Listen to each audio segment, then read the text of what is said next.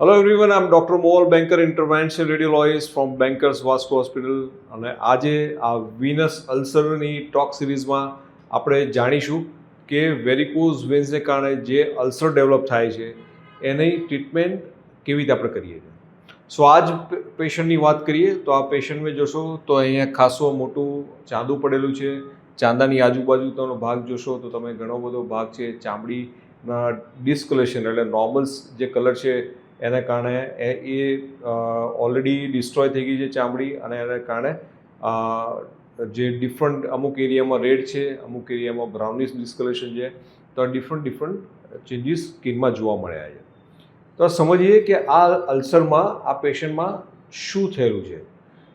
Patient varicose વેનનું છે, ઘણા વખતથી વેરિકોઝ વેન છે, પણ એમને પોતાને ઊભા રહેવાનું હોય, પોતાની શોપ છે અને એને કારણે વેરિકોઝ વેન ડેવલપ થઈ છે, પણ પોતાના બિઝી શેડ્યુલને કારણે ઘણીવાર વેરિકોઝ વેન્સની સારવાર કરવાનું ટાળે છે અને એને કારણે અત્યારે આ એડવાન્સ જે વિનસ અલ્સર કહીએ એનાથી હેરાન થઈ રહ્યા છે.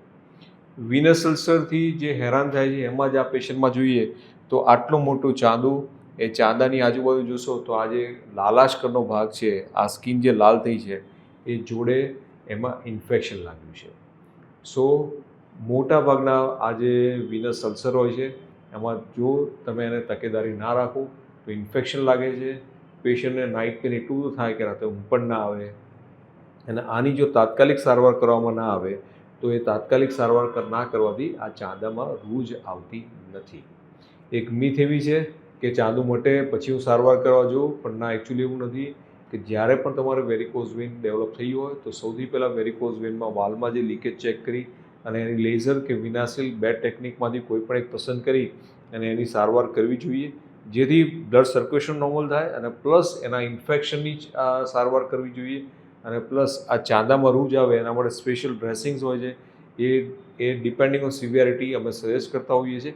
આ બધા કોમ્બિનેશનથી આ ચાંદામાં જલ્દી રૂજ આવી જતી હોય છે.